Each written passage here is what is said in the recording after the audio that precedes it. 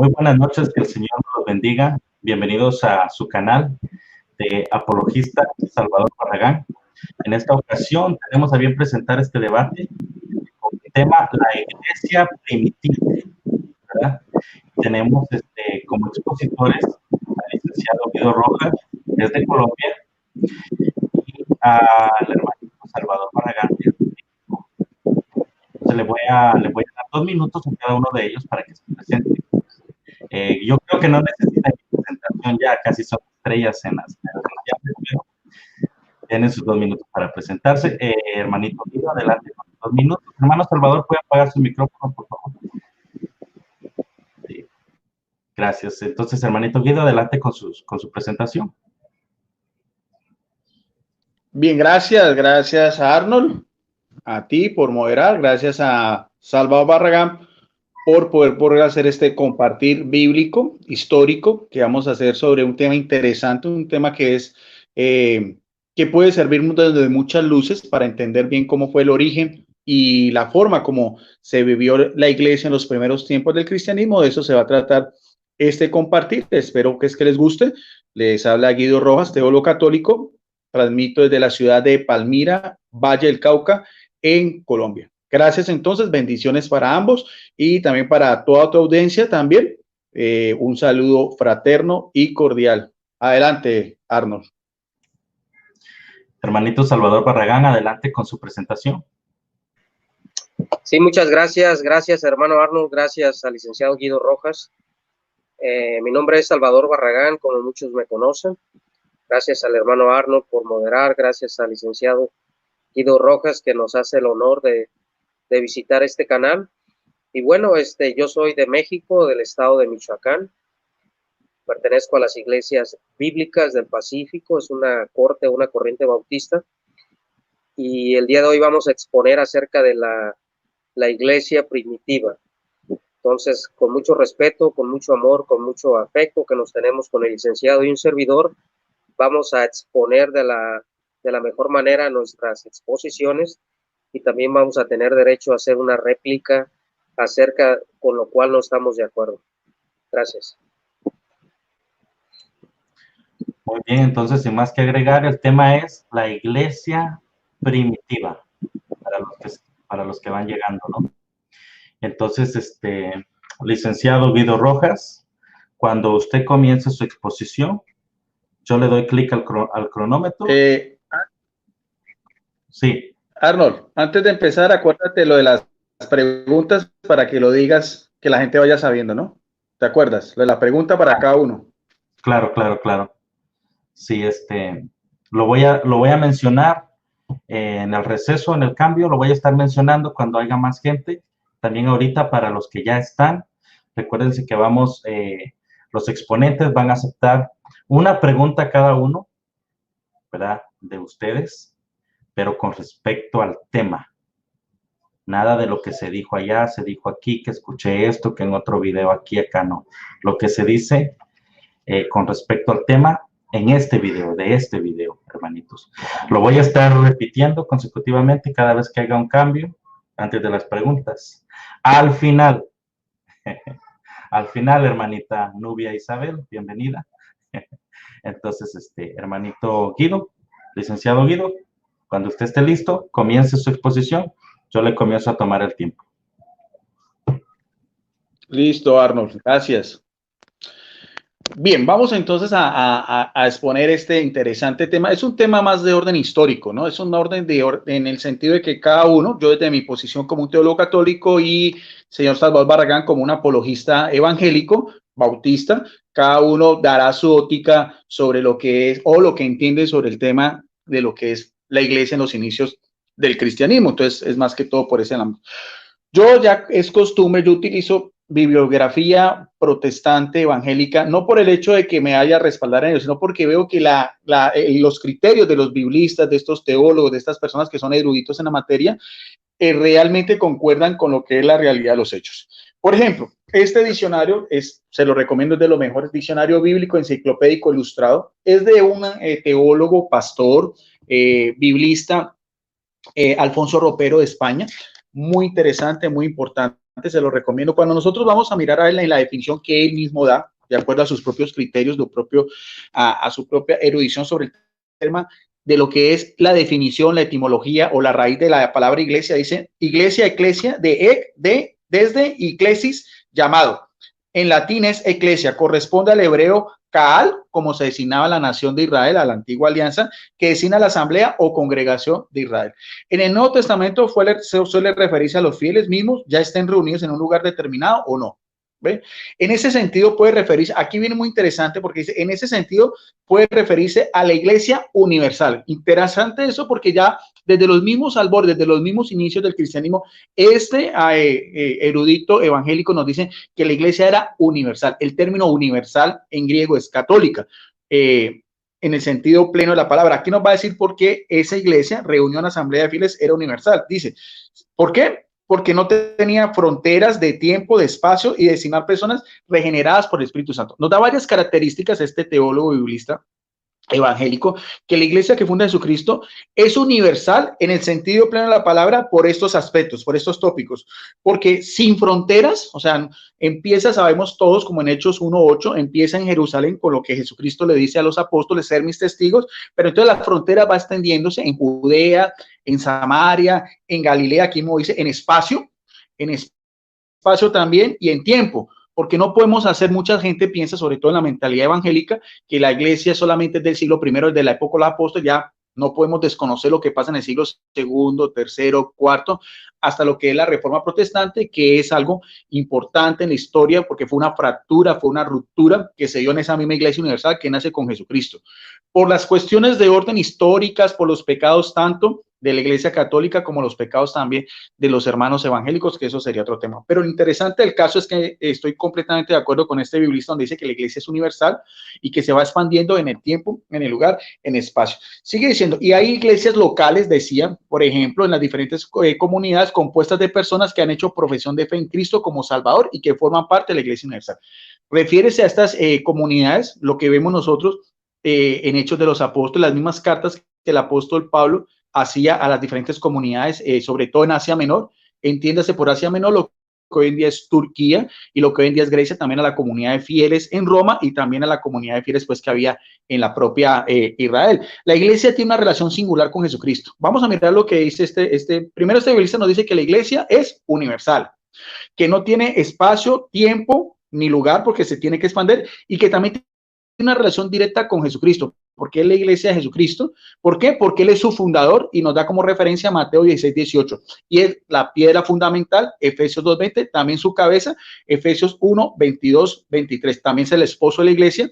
Son sinónimos, son adjetivos, la relación directa de Jesucristo con la iglesia, el cuerpo, la iglesia, la esposa, la congregación de fieles, pero evidentemente, como dice acá, es fundada por Jesucristo. Si nosotros vamos un poco a lo que es en la Biblia, esta es una Biblia evangélica, Biblia de las Américas, vamos a mirar un poco sobre esa catolicidad o esa universalidad que podemos encontrar desde los mismos albores. Vamos al libro Los Hechos de los Apóstoles, que como su nombre lo indica es, por así decirlo, la forma como ya los apóstoles empiezan esa misma misión que les encomienda Jesucristo. En el capítulo 9, verso 31 nos dice lo siguiente, dice en Hechos 9:31 nos dice que ya la iglesia se iba expandiendo por diferentes regiones, lugares, de acuerdo a lo que Jesucristo mismo lo decía, aunque no sé por qué fallé en esta cita bíblica, pero no era la de 9:31, pero sí la podemos mirar en lo que es la primera carta a los Corintios, en el capítulo 1, verso 1 y 1, también hay una referencia también a esa catolicidad. Dice Pablo, llamado a ser apóstol de Jesucristo por la voluntad de Dios y sostén en nuestro hermano. A la iglesia de Dios, otra vez, a esa misma iglesia de Dios que está en Corinto, a los que han sido santificados en Cristo Jesús. Somos santificados por Cristo Jesús. Mire la relación directa, santificados por Cristo Jesús. Él es la cabeza, Él es el juez, Él es el pastor y llamados a ser santos con todos los que en cualquier parte invocan el nombre del Señor Jesucristo. No, interesante eso, es una carta que él manda también, no solamente a la comunidad de Corintios, sino también a todos los que invoquen el nombre del Señor Jesucristo en cualquier otro lugar. Entonces, ahí vemos también aquí lo que decía la misma catolicidad de esta iglesia. Ahora, ya si vamos a hablar un poco más de orden de vista histórico sobre ese mismo término iglesia católica, lo vamos a hacer también de este otro libro. Este es también de Justo L. González, estudió en el Seminario Evangélico de Teología de Matanzas, Cuba, y se doctoró en Teología en la Universidad de Yale, Estados Unidos, profesor del Seminario Evangélico de Puerto Rico de Confesión Metodista. Este libro es muy interesante, se lo recomiendo. Si nosotros vamos a ver lo que sobre la referencia al término Iglesia Católica, está en relación a Ignacio de Antioquía.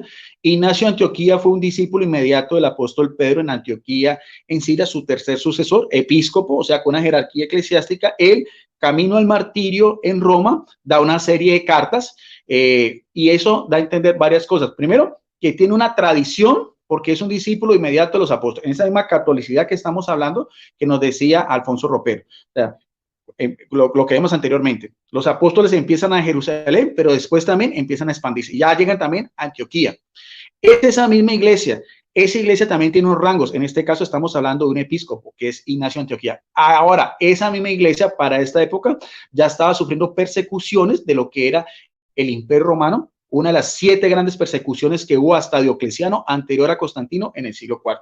Él en una de sus cartas dice, y aquí mismo lo dice Alfonso Justo L. González en su libro, dice, para Ignacio la iglesia es una, nótese en la misma referencia que encontramos con Alfonso Ropero, y él es quien primero emplea la frase iglesia católica.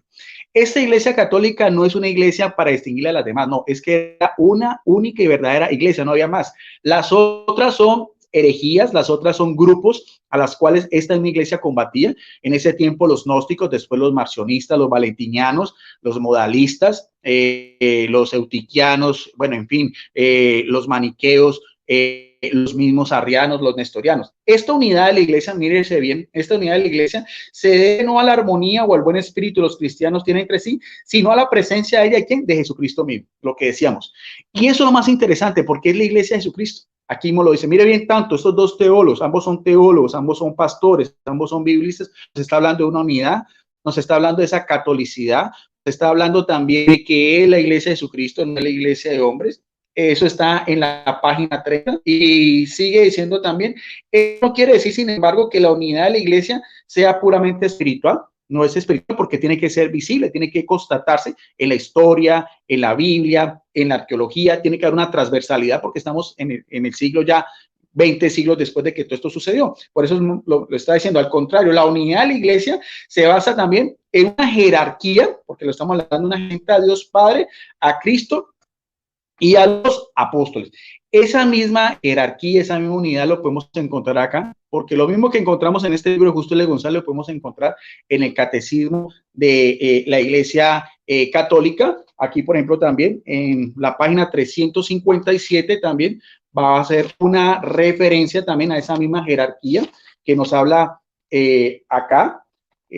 También de Ignacio de Antioquía en su carta a los trayanos, o sea, camino al martirio en Roma, dice que todos reverencian a los diáconos como a Jesucristo, como también al obispo o el episcopo que es imán del Padre y a los presbíteros como el Senado de Dios y como la iglesia que es la asamblea de los apóstoles, sin ellos no se puede hablar de iglesia. O sea, mire bien, todo lo que dice también, lo que podemos constatar en la historia, lo que podemos constatar por el catecismo en la Iglesia Católica, también lo dice acá nuestro amigo Justo L. González, pero no es el único que utiliza el término iglesia. Si nosotros vamos a ver aquí en la página 31 de este mismo libro de Justo L. González, nos va a hablar también de otro discípulo inmediato de los apóstoles. Este fue Policarpo, también episcopo de Esmirna, discípulo inmediato del apóstol Juan. Dice otra vez textualmente este teólogo, biblista y pastor, dice, el martirio de Policarpo es la obra más antigua de su género que se conserva. Mire bien que estamos hablando de martirio. Lo mismo de Ignacio de Antioquía, el mismo martirio, las mismas persecuciones, la misma jerarquía, discípulos inmediatos de los apóstoles, el espacio, el tiempo, como decíamos, del siglo I al siglo II, la misma asistencia plena del Espíritu Santo que no ha dejado actuar, que se hace presente de Pentecostés. En una carta escrita para la iglesia de Esmirna, a estos mismos fieles que también escribió Juan, también acordemos de las cartas del mismo apóstol Juan en Apocalipsis, también cartas del apóstol Pablo también, a las diferentes comunidades, cartas de Ignacio de Antioquía, cartas también de Policarpo, de Esmirna, a esos fieles, dice, a la iglesia de Filomelio y a toda la iglesia católica. O sea, ese mismo término, iglesia católica, empezó a ser propio de la iglesia de Jesucristo. No es que fueran dos, y no es que haya de ser otra. Siempre he preguntado, porque mi rama es la teología, es decir, en la iglesia que estamos hablando, dos teólogos, dos pastores, eruditos evangélicos nos hablan de una iglesia. Esa iglesia es universal, tiene a Jesucristo por la cabeza, tiene episcopos, tiene también representantes, tiene presbíteros, tiene diáconos. Hay una iglesia que está siendo perseguida. Esa iglesia tiene que continuar. No puede haber otra iglesia.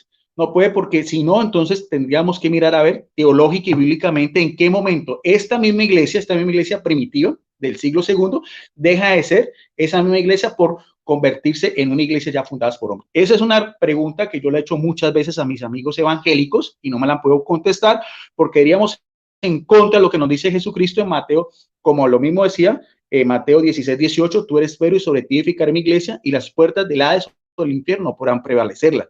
En Mateo 28:19 Jesucristo también dice, yo estaré con ustedes todos los días hasta la consumación de los siglos. En Hechos 1:8 también dice, serán mis testigos en Judea, en Samaria, en todas las regiones, hasta los confines de la tierra. También Apocalipsis 7:9 nos habla de personas de toda lengua, raza y género humano. En Efesios 3:21 también el apóstol Pablo nos dice que hay una íntima unión entre el Padre, la iglesia y Jesucristo por todas las generaciones y por todas las edades, por los siglos de los siglos. Entonces, esas son bases históricas, son bases de interpretación teológica, son bases bíblicas que podemos demostrar que hay una única y verdadera iglesia desde los primeros tiempos del cristianismo. Entonces, así podemos nosotros mirar a ver, podemos seguir mirando también lo que nos sigue diciendo el mismo Alfonso Ropero sobre esa iglesia, porque sigue diciendo, la iglesia también tiene una relación especial con el Espíritu Santo. Vamos a mirar a ver. Tiene una relación directa con Jesucristo, que es la cabeza, que es el juez, que es el pastor. Tiene una relación directa con el Padre, que es el que envía al Hijo, porque toda la historia de la salvación viene por el Padre. Jesucristo no hace nada sin la autorización del Padre. ¿Ve? Por eso es que cuando en la confesión de fe, que Jesucristo le pregunta a los apóstoles, ¿quién dice la gente que soy yo? Pedro dice, tú eres el Hijo de Dios, y Jesucristo dice, bienaventurado eres Simón, porque eso no te lo reveló sangre ni carne, sino mi Padre que está en los cielos. Ahora, también que tiene el Espíritu Santo, dice, además de bautizar en el cuerpo de Cristo, el Espíritu Santo habita en el creyente individual, en las iglesias locales y también en las iglesias de una orden universal, o sea, iglesia local, pero todas van unidas a esa misma iglesia universal, a esa misma catolicidad. Y como agentes ejecutivos de la Trinidad, de la deidad, ya hablamos relación directa de esa iglesia con el Padre, con el Hijo y con el Espíritu Santo. Por eso la doxología o la alabanza que decíamos en Efesios 3:21 dice, la regeneración que Él le compromete a los creyentes, el amor del Padre, la verdad entre el Hijo y el poder que de tal vida comporta, y como don por excelencia, el que reparte los dones de la iglesia según su voluntad. Ahora, aquí hay una serie de citas bíblicas que por cuestión de tiempo y espacio no lo voy a decir, pero lo interesante del caso es que esa misma iglesia, como lo decíamos acá, con lo que está diciendo estos dos eruditos evangélicos, con su propia visión, con su propio criterio, lo que es eclesiología, porque ese es el estudio que se relaciona con lo que es lo que tiene que ver con esto, veíamos, es una iglesia, es universal, relación directa con el Padre, relación directa con el Hijo, relación directa con el Espíritu Santo. Es una iglesia que también sufre martirio, es una iglesia que tiene que extenderse por todo el mundo. Y sigue diciendo también, la iglesia es un organismo en el que están insertos los ministros, tanto el común como el específico, y ambos son permanentes. Nótese bien, ambos son permanentes, o sea, unos que lideran y otros que son liderados. Pero para el buen orden de la iglesia local se necesita una organización a la cual están insertos los oficios, pues que en la organización supone que es una iglesia local independiente, y el nombramiento de los oficios que gobiernan a la iglesia corresponde al presbítero o a los presbíteros en las mismas iglesias locales. Y ya en el principio vemos diferentes formas de gobiernos en la iglesia. Mire bien, diferentes formas de gobierno. Lo mismo que decía Ignacio de Antioquía. Un solo pastor, nótese, un solo episcopo, con presbíteros y diáconos en la iglesia también, como en Jerusalén, da como referencia Hechos 15, 22, 23. Y un amplio presbiterio también en Antioquía, da otra referencia, Hechos 13, 1 a 3. Y una organización claramente congregacional en Corinto, con una membresía de número, numerosa, como en Hechos 18:18. Sin mención alguna de ancianos ni pastores, pero sí con muchos carismas también, como aparece en 1 Corintios 1:7 y muchas banderías en 1 Corintios 1:11, 12, 2, 3, 5. Entonces, nosotros podemos constatar, podemos mirar que esa iglesia era jerárquica, que esa iglesia tenía diferentes dones, ministerios también.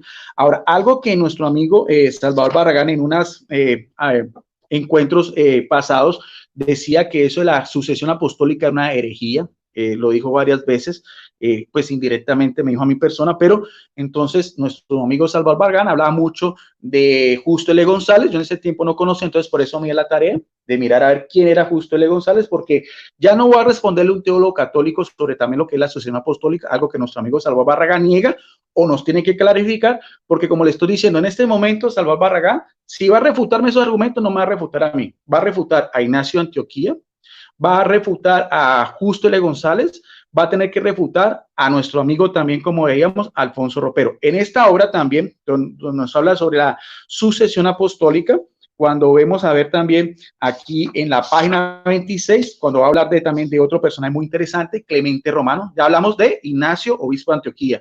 Hablamos de Policarpo, obispo de Esmirna. Ahora vamos a hablar de Clemente también, obispo de Roma, tercer sucesor del apóstol Pedro también, en ese mismo jerarquía, como estamos hablando. Dice en la página 26, nuestro amigo Justo L. González dice, en la epístola que él manda desde Roma a los fieles de Corinto, lo mismo que hacían también Pedro en su primera carta a otras comunidades, dice, en la epístola de Clemente a los Corintios aparece por primera vez la doctrina de ¿qué? De la sucesión apostólica. Miren que es una doctrina de el año 97, finales del siglo I. Dice, por inspiración del Señor Jesucristo, lo mismo, otra vez, lo mismo que estamos hablando también de Alfonso Ropero. Los apóstoles sabían que llegaría el día cuando habría necesidad de una autoridad en la iglesia. Por ello, nombraron a ciertos santos varones, como ¿quién? Como Ignacio de Antioquía, como Policarpo de Esmirna, como mismo Clemente Romano. ¿Para qué? Para que le sucedieran. Y estos a su vez han ido nombrando sus sucesores según ha sido necesario. Pues vemos bien que sí hay una jerarquía eclesiástica, sí hay una sucesión apostólica, sí hay el Espíritu Santo actuando. Ahora, también algo importante es que esos primeros cristianos también, el vínculo que tenían ellos también con la palabra de Dios era importante. Es una iglesia, es jerárquica, tiene diferentes dones, asistencia al Espíritu Santo, también y también la palabra de Dios juega un papel importante. En este mismo también diccionario bíblico enciclopédico ilustrado dice acerca de una traducción que para la Iglesia Católica es muy importante, que es la Vulgata Latina. Dice así, textualmente, otra vez, Alfonso Ropero. Dice, divulgada, difundida entre el pueblo. Nombre dado a la versión latina de la Biblia realizada por San Jerónimo. No te decían que le dice San Jerónimo, o sea, la santidad que es siempre propio de este presbítero, por encargo de quién. Aquí mismo dice, del Papa Dámaso, a finales del siglo IV. Mire bien que esos términos los estoy utilizando yo, los está utilizando un erudito evangélico. Ya habla de un papa que llamaba Dámaso, ya habla de un presbítero que es Ignacio Jerónimo. Con vista a acabar con la confusión que crea los múltiples fragmentos, versiones de uso. Jerónimo empezó su obra en Belén, en la misma cueva, en la gruta de Nazaret, donde en la misma gruta de Jesucristo nació. Entró en contacto con sabios rabinos con los cuales pudo estudiar el texto del Antiguo Testamento con los mejores manuscritos. Por esta razón, Jerónimo pudo traducir los libros del Antiguo Testamento utilizando por primera vez directamente del texto hebreo, excepto los salmos que tradujo el texto griego, la Septuaginta. Para la traducción del Nuevo Testamento utilizó como base un texto griego muy parecido al Códice B Vaticano y la Vetus Latina, el vocabulario. Esta última solo cambió cuando lo requería el sentido, muchas veces no se hizo más que retocarlo tan solo para obtener un mayor elegancia de estilo. Ahora, ¿por qué es importante esta versión? Nos lo está diciendo. ¿Por qué es importante la Vulgata y la Vetus Latina en ese mismo ambiente? Dice él, una gran importancia del estudio de la crítica textual son estas dos versiones. Como otras antiguas versiones, además de su gran papel en la transmisión de la palabra de Dios en el mundo latino del pasado, por ello tiene además de un gran interés para la crítica también un gran interés como legado histórico. Bien, entonces termino mi exposición. Perfecto, muchas gracias. ¿Qué le pareció esta modalidad? Mucho mejor, mucho más cómoda, ¿no? Sí, sí, interesante. más cómoda para usted. Tiempo establecido. para el que expone y para los que estamos aquí también, ¿verdad? Como moderador, me di cuenta que es mucho mejor, más descansado. Bien, entonces. Igual, estos son pinceladas que nos quedaríamos toda la noche hablando de este tema. Adelante. Claro. Entonces les recuerdo a la audiencia que preparen sus preguntas, preparen una pregunta para el licenciado Guido y una pregunta para el hermanito Salvador Barragán, conforme al tema de lo que están escuchando en este video. Hermano Salvador Barragán, ¿está listo para sus 20 minutos? Listo, hermano. Bueno, entonces, hermano, cuando usted comience a exponer, yo le tomo el tiempo. Sí, gracias. Bueno, buenas tardes a todos, que Dios les bendiga. En esta tarde vamos a hablar acerca de lo que es la iglesia primitiva. Nosotros, en la posición escatológica, decimos que la iglesia nació en los tiempos de nuestro Señor Jesucristo. ¿Por qué? Porque para nosotros Israel y la iglesia no es que sean dos pueblos, no es que Jesús tenga dos pueblos, una iglesia, y tenga un pueblo como Israel. O sea, dice la palabra de Dios que de los dos hizo un solo pueblo. Pero nosotros vemos a la iglesia naciente después de nuestro Señor Jesucristo, porque podemos ver en el Nuevo Testamento que la iglesia la forman gentiles y la iglesia la forman judíos. El pueblo de Israel nada más lo formaban judíos, y los gentiles tenían que pasar por ciertos, como los prosélitos y todo ese tipo de cosas, tenían que pasar para ser parte del pueblo. Ahí quiero arrancar. La verdadera iglesia de nuestro Señor Jesucristo, en el libro de los Hechos, podemos ver que la iglesia, cuando nuestro Señor Jesucristo toma la Santa Cena, la toma en una casa. Cuando nuestro Señor Jesucristo aparece resucitado a la iglesia, se les aparece en una casa. Cuando nuestro Señor Jesucristo desciende el Espíritu Santo sobre la iglesia el día de Pentecostés, estaban en una casa. Entonces, era una casa doméstica que se cree por tradición que era la casa de Juan Marcos.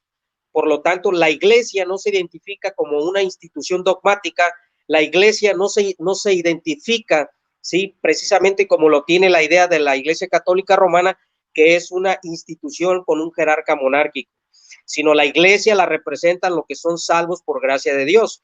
La palabra de Dios en el libro de los Hechos nos dice que el Señor añadía cada día los que habían de ser salvos.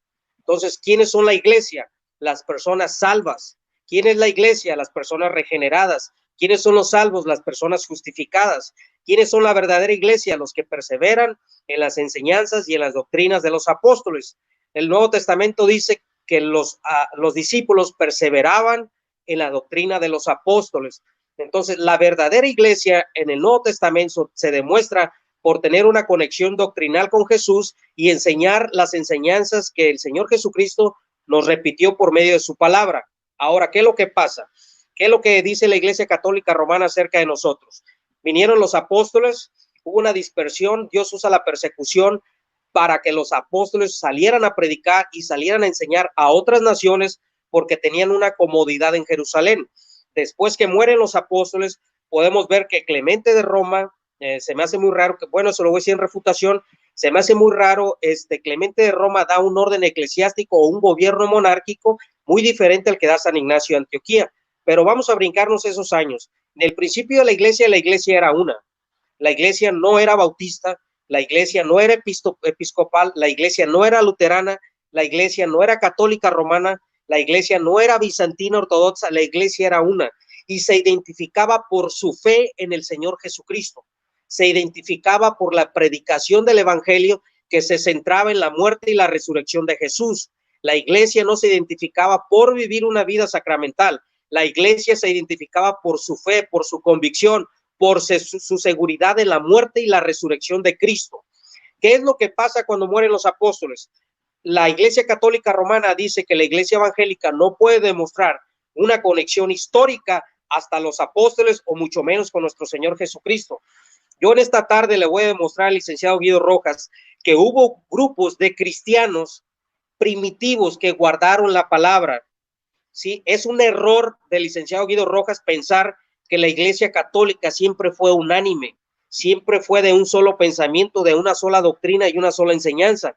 Eso es un error garrafal que cometen los apologistas católicos, aún los eruditos católicos, porque podemos demostrar que a través de la historia que la Iglesia Católica no tiene la misma doctrina ni la misma enseñanza de los apóstoles, ni aún de los padres de la Iglesia.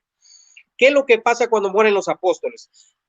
Les voy a leer un poquito lo que dice el doctor Pablo Deiros. Dice, Montano comenzó a enseñar su doctrina en el año 156 después de Cristo, y sus seguidores comenzaron a protestar contra el descuido y la prevaleciente en las relaciones de la Iglesia con el mundo. Entre ellos, algunos aseguraban tener una manifestación especial del Espíritu Santo, en particular, dos mujeres, Priscila y Maximiliana. La persecución ordenada por el emperador Marco Aurelio aceleró la esperanza de la venida del Señor y las aspiraciones espirituales de los creyentes. Los montanistas tenían la esperanza de formar congregaciones que regresaran a la piedad que una vez se practicó en la iglesia primitiva. Esto es vivir como los que esperaban en la venida del Señor y especialmente darle al Espíritu Santo el lugar en la iglesia. Si bien entre ellos hubo exageraciones acerca de las revelaciones espirituales que algunos decían tener, ellos enseñaron y practicaron una forma que era necesaria. Aceptaron en sentido general la organización que se había desarrollado en las iglesias y trataron de permanecer dentro de su comunión. No obstante, mediante los obispos de la nueva organización dogmática, trataron de permanecer dentro de su comunión, mientras los partidarios, como fuera posible, los montanistas insistían constantemente en la necesidad de lograr evidencias contundentes del cristianismo en la vida de los aspirantes. El sistema religioso obligaba a los obispos a aumentar su control, pero los montanistas se oponían a esto, alegando que la dirección de las iglesias le correspondía al Espíritu Santo y que se le debía permitir que hiciera su obra. En Oriente, estas diferencias pronto condujeron a la formación de iglesias separadas del sistema corrupto religioso que venía invadiendo la iglesia. Seguido se identifica con esa iglesia corrupta que se le conoce como la Iglesia Católica Romana, pues esto es lo que va para ellos. Esto es lo que dice el historiador acerca de los montanistas. En el año 207, por otra parte, apenas a principios del tercer siglo, el gran líder de las iglesias africanas, el eminente escritor Tertuliano, se une a los montanistas. Se separó de las iglesias religiosas. Él escribió que donde sean 3 personas, incluyendo las de un laico, ahí hay una iglesia. Después viene otro grupo religioso. Estos montanistas, aunque han sido atacados fuertemente, tanto protestantes, tanto como católicos romanos, de herejes por lo que ellos enseñaban, pero hay muchos historiadores y muchos eruditos que recalcan que estos cristianos primitivos, posapostólicos, trataron de guardar la caridad, trataron de guardar la enseñanza primitiva de nuestro Señor Jesucristo. Estos montanistas se extendieron a muchas partes, a muchos países, y surgieron muchos nuevos movimientos de avivamiento, de carismas cristianos. ¿Por qué? Porque dice el historiador que la iglesia en ese tiempo ya estaba siendo corrompida por la filosofía griega, por la mundanalidad que había invadido la iglesia. Otro de los movimientos que conocemos primitivos fue el nombre de los novacianos. Este fue otro nombre dado a los miembros de estas iglesias, aunque Novaciano no fue su fundador, sino se cree históricamente que este hombre Novaciano fue influenciado por montanistas, porque los montanistas, les vuelvo a repetir, se disparcieron por muchas partes del imperio. Si alguien en su tiempo fue un líder entre ellos, fue Novaciano, en cuestión que tanto perturbaba las iglesias durante los tiempos de la persecución, si se debía o no recibir a las personas apostatadas, o sea que se habían sacrificado los ídolos después de su bautismo. Novaciano adoptó la posición más rígida. Fabiano, un obispo martirizado en Roma que en vida había ordenado a Novaciano, fue sucedido por Cornelio, que estaba dispuesto a recibir a los apóstatas. Una minoría, oponiéndose a la oposición, eligió a Novaciano como obispo y aceptó su elección, mientras que Cornelio y sus amigos fueron excomulgados por un concilio en Roma en el año 251. El propio Novaciano fue martirizado más adelante, pero sus simpatizantes conocidos como los cátaros, como los novacianos, los cátaros, los eutones, los albinguenses, que fueron grupos pre-reformadores que existieron antes de la reforma protestante, que ellos alegaron, que ellos sustentaron, que ellos fundamentaron ser la iglesia de Jesús, que había guardado la semilla pura del cristianismo y que no se había contaminado con el romanismo, que no se había contaminado con ese nuevo surgimiento, o ese nuevo sincretismo que hoy en día le conocemos como la institución católica romana. conocidos como los cátaros, les digo en ese tiempo los novacianos, o por otros nombres, continuaron desminizándose ampliamente. Ellos dijeron de reconocer a las iglesias o de reconocer a cualquier valor y sus ordenanzas. Los donatistas en África del Norte fueron influenciados por las enseñanzas de Novaciano, que es una corriente que viene de los montanistas. Ellos se separaron de la Iglesia Católica en cuestiones de disciplina, poniendo énfasis en el carácter de aquellos que administraban los sacramentos, mientras que los católicos consideraban más importantes los sacramentos en sí.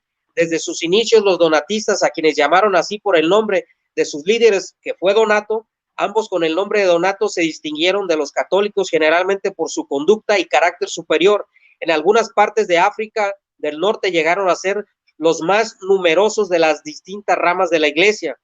En las épocas posteriores, aquellas iglesias que fieles a la palabra de Dios fueron perseguidas por la iglesia dominante, que fue la Iglesia Católica Romana, los persiguió como herejes y como sectas. A menudo hacían referencia en sus escritos, en su total, a la inconformidad con la unión de la iglesia y el Estado en la época de Constantino y de Silvestre, obispo de Roma. En aquel entonces, dichas iglesias trazaban una continuidad desde las iglesias bíblicas primitivas en una sucesión interrumpida desde los tiempos apostólicos, pasando ilesas a través de los periodos que tantas iglesias asociaron con el poder mundano, hasta llegar a su propio tiempo. Para todas estas iglesias, la persecución pronto fue reanudada por el lugar de venir del Imperio Romano pagano. Vino la que se proclamaba ser la iglesia, ejerciendo el poder del Estado cristianizado. Los donatistas, siendo muy numerosos en África del Norte, habiendo retenido, restaurado muchos rasgos del tipo de organización católica, entre ellos se encontraban en una posición que les permitía apelar al emperador en sus conflictos con la parte católica, y esto fue precisamente lo que hicieron. Constantino convocó a varios obispos de ambas partes y se pronunció en contra de los donatistas, que estos fueran perseguidos y castigados. Aún esto no apaciguó el conflicto en cuanto al continuo que tanto los donatistas como los católicos fueron reprimidos por la invasión islámica en el siglo VII. La decadencia espiritual de las iglesias católicas romanas, su desviación del modelo del Nuevo Testamento, consecuente, incrementó la mundanería dentro de ellas, el sometimiento al sistema mundano y la tolerancia del pecado. No solo incitaron a esfuerzos para reformarlas o establecer iglesias reformadas, como las ya has visto en los movimientos donatistas y montanistas, sino que además provocaron que algunos de los que buscaban la santidad y la comunión con Dios se apartaran de todo por contacto de los hombres. Por una parte, la circunstancia imperentes del mundo, devastado por los bárbaros, y por otra, la iglesia desviada, que había de ser del mundo del testimonio mundano, dejó a estos buscadores sin esperanza de encontrar la comunión con Dios. En el IV siglo apareció un reformista llevado a cabo a una obra de la reforma que afectó los amplios círculos en España, extendiendo hacia Lusitiana, Portugal, hasta Aquitania en Francia, haciéndose sentir también en Roma. De nombre Prisciliano. Era un español rico y de muy buena posición, culto y elocuente, de talentos extraordinarios, al igual que muchos de su clase. Para Prisciliano resultaba imposible creer en las antiguas religiones paganas, aunque tampoco se sentía atraído por el cristianismo y prefería la literatura clásica a las escrituras. Él había buscado el refugio para el alma dentro de las filosofías dominantes. Pero este hombre un día conoció y se convirtió al Señor Jesucristo y fue bautizado, y comenzó una nueva vida de devoción a Dios y separación del mundo. Fue así como se convirtió en un estudiante entusiasta, un hombre amante de las escrituras que llevó una vida ascética como complemento para lograr una total unión con Cristo. Este hombre llamado Prisciliano, el obispo Idacio Metropolitano de Luciana, dirigió la oposición en un sínodo que tuvo lugar en Zaragoza en el año 380 después de Cristo. Lo acusó de herejía, de maniqueo y de gnosticismo. Las medidas que tomaron no fueron exitosas. Tras las necesidades políticas, llevaron al emperador Máximo, quien había asesinado a Graciano y usurpado su lugar, a solicitar la ayuda del clero español, pero luego en un sínodo que tuvo lugar en Burdeos en el año 384, el obispo Itaco, un hombre de mala reputación, se unió al ataque acusando a Prisciliano y a los suyos, a quienes llamaban priscilianistas de brujería e inmoralidad. Los acusados fueron llevados a Traveris, fueron condenados por la iglesia y entregados a las autoridades civiles por su ejecución en el año 385. Los cuerpos de Prisciliano y sus compañeros fueron atraídos a España, donde fueron honrados. Tales enseñanzas de este hombre se opusieron en conflicto a las circunstancias de la iglesia romana, especialmente a los representantes por un obispo tan político e integrante como Idacio. El clero veía en la vida santa del creyente como una amenaza a su oposición privilegiada. El poder de la sucesión apostólica y del oficio sacerdotal fue sacudido por la enseñanza que insistía en la santidad y en una vida constante renovada por medio del Espíritu Santo y la comunión con Dios. La distinción entre el clero y el laicado empezó a resquebrajarse, especialmente cuando se cambió la obra mágica de los sacramentos por una posición viva de la salvación mediante la fe. Estas congregaciones a menudo se les dio el nombre de paulicianas. Aquí voy a hacer un alto y le voy a decir a mi hermano Arnold que me ponga cuánto me falta. La Iglesia Católica Romana, hermanos, apostató. La Iglesia Católica Romana se desvió de la verdad. La Iglesia Católica Romana en orden jerárquico, en eclesiología, en soterología, incluso en demonología, en la Iglesia Católica Romana apostató en su totalidad. Sí, siempre Dios, dice la palabra de Dios, que las puertas del Hades no prevalecerán contra ellos. O sea que la Iglesia de Jesús siempre iba a permanecer, no por la ayuda de una sucesión apostólica, no por la ayuda de una jerarquía episcopal. Esa es una herejía. Sí, la Iglesia permanece fiel por la ayuda del Espíritu Santo, por la fidelidad de Dios. ¿Por qué la Iglesia no ha desaparecido? Porque tenemos un Dios que es fiel. Entonces, hubo movimientos cristianos, sí, como los montanistas, que han sido cruelmente atacados, sí, pero yo tengo primicias para poder defender esos argumentos que hoy no me alcanzan, pero espero con Guido Rojas tener otro debate histórico, la Iglesia a través de los siglos, que será un interesante debate.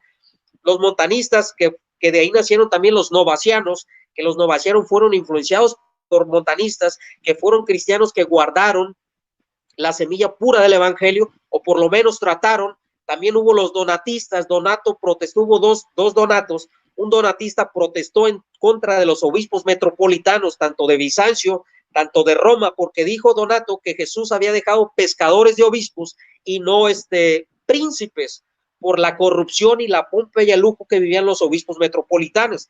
Y ahí se derivan, también les vuelvo a repetir, que hubo hombres de Dios separados de la Iglesia Católica Romana, como los priscilanistas, que literalmente les sembraron una herejía de maniqueístas. La Iglesia Católica siempre tuvo esa mala costumbre de sembrar herejías donde no lo había. Usted lo puede ver en los paulicianos. Los paulicianos también fueron acusados de maniqueos. Los paulicianos que recibieron refugio político en Armenia porque fueron atacados por la emperadora Teodora, por la Iglesia Católica Romana, porque era una emperadora católica que los embistió en la Inquisición. Y estos hombres que llamaban paulicianos, que fueron grandes cristianos, que también trataron de guardar la semilla pura del evangelio. Hay un libro en Armenia que se llama La llave de la verdad, que da fe y da testimonio de cristianos que fueron dispersos por muchos lugares de Europa y de Asia, que trataron de guardar la semilla pura del evangelio, que no bautizaban niños, que no creían en una transgustación, que no creían en un episcopo monárquico, que no creían en una tradición maleable como la Iglesia Católica Romana. También podemos hablar de los valdenses, podemos hablar de los segutones, podemos hablar de los albinguenses, que fueron grupos pre-reformadores. Teodoro de Bassa, que fue yerno de Juan Calvino, da testimonio que los valdenses era la semilla pura del evangelio y que los valdenses habían florecido mucho antes de Pedro de Valdo, de los pobres de León, que le atribuían que los valdenses era una secta derivada de Pedro de Valdo en Francia, lo cual Teodoro de Bassa da testimonio que los valdenses habían florecido en los 5 valles de Piedmont, que era entre Francia e Italia. En España se le conocían como los navarris, que eran grupos cristianos primitivos que no se habían contaminado con el sincretismo romano, con la institución dogmática católica romana. Y podemos ver que la Iglesia Católica Romana, a pesar de todos los esfuerzos que puso humanamente, con apoyo del imperio, con la Inquisición, con la espada, con el dinero, con la monarquía, con los estados pontificios, con todas las herramientas que podían tener, que eran herramientas diabólicas, para tratar de desaparecer la Iglesia evangélica, para tratar de desaparecer la Iglesia de Jesús, no lo pudo lograr, porque la Biblia dice, sí, que las puertas del Hades no prevalecerán contra ella. La verdadera Iglesia, estimado católico, no se identifica por denominación, no se identifica por una etiqueta, se identifica por los santificados, se identifica por los justificados, se identifica por los regenerados, se identifica como las personas nacidas de nuevo, que tienen una identificación personal con Jesús, que ya no buscan las cosas mundanas, sino buscan las cosas arriba donde está Cristo, sentado a la diestra de Dios, tal y como lo dice el apóstol Pablo. Y puedo seguir muchos grupos más adelante que yo le puedo demostrar que fueron cristianos, ¿sí? Que se le conocieron con diferentes nombres, dependiendo del apodo y la secta que según la Iglesia Católica Romana los identificaba para poder aniquilarlos. Aniquilaban a ellos. Usted puede ver la tremenda inquisición que hubo de la Iglesia Católica en contra de los ogutones, que eran los cátaros, que eran los puros o los puritanos en Francia, que se le conocían, los albinguenses también, que eran cristianos que no aceptaban el bautismo de niños, que no aceptaban el sacerdocio católico romano, que no aceptaban la transubstanciación, que no aceptaban la herejía de la misa, sino que fueron cristianos que se guardaron puros para tratar de transmitir las escrituras, el evangelio, que el verdadero evangelio no es una vida sacramental, el verdadero evangelio se muestra en la muerte y la resurrección de Cristo. Ahí se centra el evangelio de Jesús. Pablo dice, porque primeramente os he enseñado lo que asimismo recibí, que Cristo murió por nuestros pecados y que fue resucitado y que resucitó al tercer día entre los muertos y se sentó a la derecha del Padre. Esa es la verdadera iglesia, la que se identifica con la fe, la convicción, la seguridad con nuestro amado y Salvador Jesucristo. Gracias. Muchas gracias, hermano. Que el Señor le bendiga. Ha terminado su tiempo.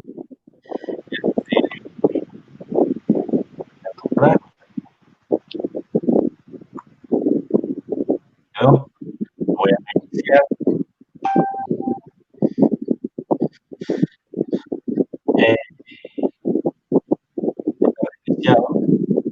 Ahora, hay un ruido por ahí en el micrófono. Primero, por favor, que Salvador apague el micrófono. Sí. Gracias, hermanito. Licenciado Guido Rojas, ¿está listo con sus 15 minutos de refutación? Claro que sí. A eso quería. Perfecto. Cuando usted comience a refutar, le comienzo a tomar el tiempo. Perfecto. Adelante. Listo, mi parcero. Listo. Bien, gracias. Bueno, pudimos escuchar a nuestro amigo Salvador Barragán.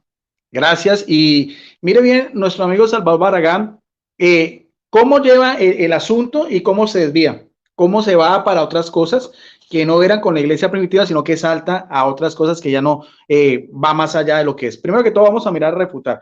Él dice que la iglesia no era denominacional, sí era denominacional. O sea, el señor Salvador Barragán en este momento va a tener que refutar primero a Ignacio de Antioquía y a Policarpo Esmirna, con un libro de un erudito evangélico. No soy mío. Vuelvo a repetir. Página 30. Él dice que no era denominacional. Sí era denominacional. Se identificaba como iglesia católica. Ya lo dije. Tiene que refutar a Alfonso Ropero y también Ignacio de Antioquía dice muy claro, para Ignacio la iglesia es una.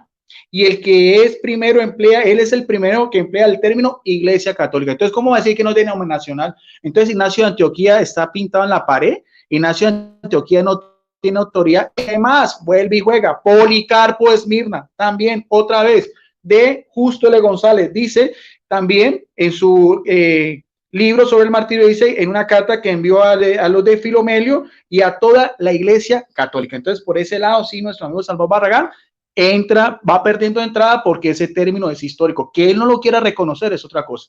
Nuestro amigo Salvador Barragán es muy astuto, con todo el sentido de la palabra. Quiero que me entienda bien lo que le estoy diciendo. Cuando habla de pecados de la iglesia, siempre uno ve permanentemente a nuestro amigo Salvador Barragán hablando de los pecados de la iglesia. Mi amigo señor Salvador Barragán, mire, el que tiene techo de cristal, que lance la primera piedra. Si de pecado vamos a hablar otra vez, señor Salvador Barragán, porque tú has mostrado, a veces en tus videos tienes doctrina luterana, resaltas a Lutero, después también resaltas a Calvino, te vas con los anabatistas. Si vamos a hablar de los pecados de todos ellos, también la historia de la iglesia también, de todos los pecados, de toda la Inquisición, de todas las matanzas que hubo también, la guerra de los 30 años, la guerra de los campesinos, la Inquisición a Miguel de Servet, de Tomás Mudler, acuérdate si tú eres anabatista, porque a veces decías que eres anabatista, ahora a veces que eres bautista. Bueno, entonces la confusión es tuya, pero de todas maneras, si vamos a hablar de la reforma protestante, de pecados también, todo lo que tú quieras. O sea, por ese lado también la ropa sucia se lava en casa. Ahora, otra cosa interesante que no puedo entender bien es que nuestro amigo Salvador Barragán empieza a hablar de corrientes heréticas y él las da a entender como si fueran la parte de la iglesia, la única y verdadera iglesia de Jesucristo, que ya se identifica como iglesia católica. Entonces nuestro amigo Salvador Barragán empieza a ver que es que los donatistas, de los priscilianos, de los maniqueos, de los montanos, de los novacianos, pregúntele al señor Salvador Barragán por qué no pertenece a alguna de esas iglesias. Si esas eran las iglesias verdaderas, ¿por qué no es novaciano? Si esas son las iglesias verdaderas, ¿por qué no es montanista?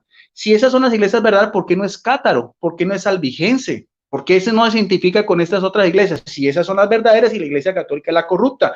Y que no me diga a ver que si entre todas ellas hay una gran rivalidad y discrepancia de orden teológico y también dogmático o como quiera llamar. O sea, doctrinalmente, entre todas esas iglesias que está hablando nuestro amigo Salvador Barragán, entre todas ellas no hay unanimidad. Todas esas son corrientes heréticas que fueron también por los primeros padres de la iglesia, que fueron también condenadas por la misma iglesia a la cual se identifica que es la iglesia católica. Que él diga que eso es una sucesión maleable, decir que es una sucesión maleable, otra vez, le está diciendo eso Alfonso Ropero con Ignacio de Antioquía también, otra vez, en este mismo diccionario enciclopédico bíblico, mire, estos son obras de consulta evangélicas, de eruditos evangélicos, no son simples apologistas en su mente, anticatólicas, no, son eruditos, son doctores en Sagradas Escrituras, son pastores, son teólogos, son gente que conoce estas cosas. Otra vez, esto ya lo he dicho anteriormente también sobre la sucesión apostólica, porque nuestro amigo Salvador Barragán es muy astuto. Él inicialmente siempre hablaba de Justo L. González, Justo L. González. Cuando le cito a Justo L. González, entonces ya cambia, ¿no? Justo L. González habla de Iglesia Católica. Justo L. González habla de sucesión apostólica, ahora ya no es Justo L. González, ya pasa a otro historiador, ya pasa a otro. Entonces, esas son las cosas que no estamos acostumbrados de nuestro amigo Salvador Barragán. En este mismo también, en esta Biblia, en este diccionario enciclopédico también habla de sucesión apostólica, dice así sobre la carta de Clemente Romano a los Corintios, dice, la epístola ilustraba las constantes existencias de las fracciones dentro de la iglesia de Corinto, aún después de que Pablo había tratado este problema con su propia epístola a dicha iglesia. Clemente también proporciona otra vez, Clemente Romano, episcopo de Roma, sucesor directo del apóstol Pedro, dice, también proporciona la idea básica de ¿qué? De una sucesión apostólica, argumentando que se debía restituir a los ancianos, a los presbíteros que habían sido designados por los apóstoles personalmente. O sea, diccionario enciclopédico bíblico ilustrado, sucesión apostólica. Justo L. González, sucesión apostólica. Diccionario bíblico enciclopédico ilustrado también habla de iglesia católica. Yo cito eruditos bíblicos, ya ahí sí ya puede ya tener quién tiene más autoridad, quién tiene más peso, a quién tiene más respaldo. Bueno, yo dejo pues eso a criterio de las personas que están viendo este compartir, ¿no? Ahora, mire, después de Constantino vinieron los primeros concilios y ahí se dio lo que llama el credo niceno-constantinopolitano. Dice así en el numeral 750 del Catecismo de la Iglesia Católica, ¿qué era lo que creían los primeros cristianos de los primeros siglos del cristianismo? No estamos hablando ni de donatistas, ni de maniqueos, ni arrianos, ni de novacianos, ni albigenses. Estamos hablando de los cristianos que pertenecían a la Iglesia Católica desde el siglo, desde principios del siglo I, como Ignacio de Antioquía dice.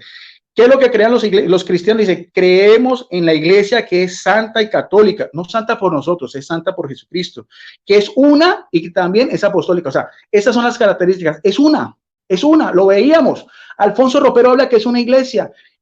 Justo L. González habla que es una sola iglesia. Sucesión apostólica habla tanto el diccionario bíblico Holman como también Justo L. González, que nuestro amigo Salvador Barragán tanto siempre me hablaba. Cuando conseguí el libro de Justo L. González, entonces ya ahorita ya no, Justo L. González ya no tiene autoridad para nuestro amigo Salvador Barragán. Qué interesante esas cosas. Dice, sigue diciendo, este es el símbolo conocido como niceno-constantinopolitano. Es insertado con la fe en Dios, del Padre, el Hijo, el Espíritu Santo. Es el mismo símbolo de los apóstoles que la profesión de que existe una iglesia santa. Creo, eclesia.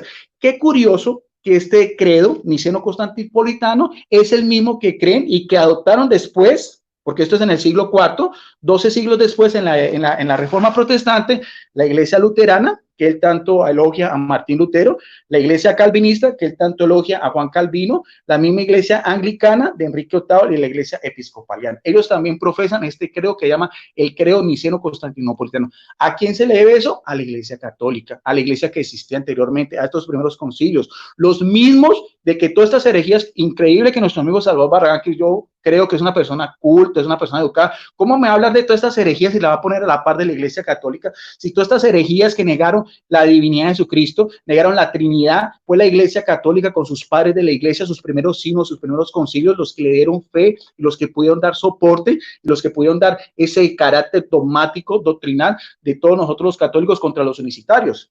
Entonces, si eso vamos a hablar, al habla de sincretismo religioso, lo que él le parece sincretismo religioso, entonces, señor Salvador Barragán, vámonos a la Biblia. Entonces, si la Iglesia Católica apostató, primero que todo usted me tiene que decir, que sea muy claro, porque eso nunca nos lo ha hecho Salvador Barragán. Si Jesucristo fundó una iglesia, sí la fundó, en Mateo 16, 18. Esta iglesia que trasciende del siglo I al siglo II, que Ignacio de Antioquía llama Iglesia Católica, ¿cuándo deja de desaparecer?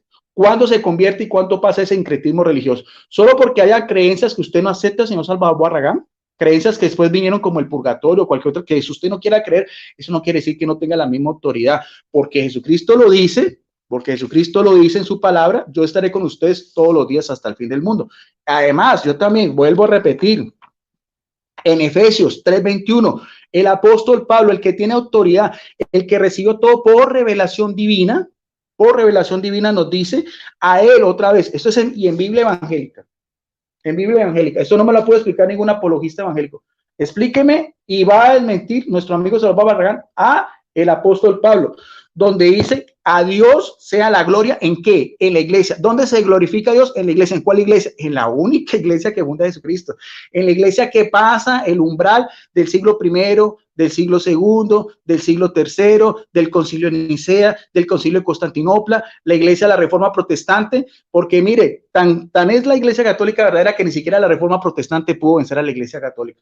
Martín Lutero decía, por creer deshacerme un papa, creé 1000 más. Él decía, con la iglesia católica decía, vivo seré tu látigo y muerto seré mi muerto. Murió Martín Lutero y la iglesia católica sigue en pie, se restableció, los mismos pecados y todo, en el concilio de Trento se le dio pues orden a eso y siguió.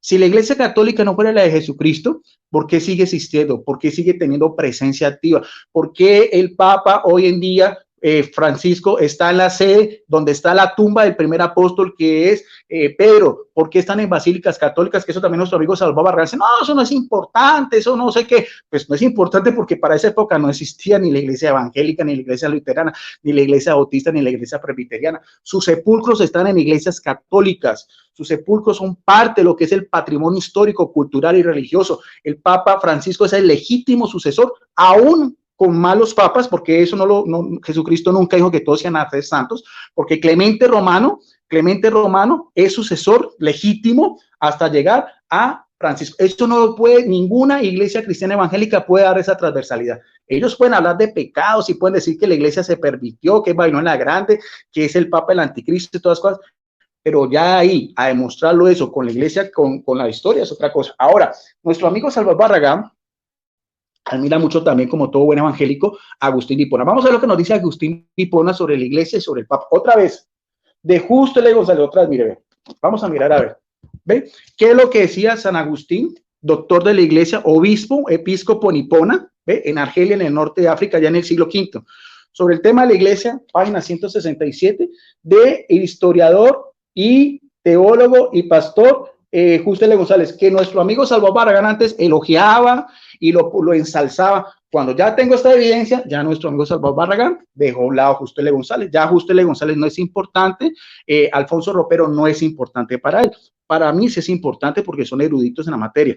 ¿Qué pensaba? Mire, textualmente, uno que es un pastor metodista, ni siquiera es católico, pero fielmente dice, para Agustín, ya hemos señalado que la eclesiología, lo que está diciendo Agustín de Hipona, nuestro amigo Salvador Barragán, agustiniana, tomó forma frente al cisma donatista, lo mismo que él está elogiando, estos herejes, todos esos herejes que la misma iglesia combatió, lo que nuestro amigo Salvador Barragán está resaltando. No entiendo bien, eso sí no lo entiendo bien, que nos diga por qué él no es donatista, o novaciano, que está haciendo tanta referencia a Dios. Para Agustín de Hipona, la catolicidad de la iglesia consiste fundamentalmente en el hecho de que se haya presente en toda la tierra.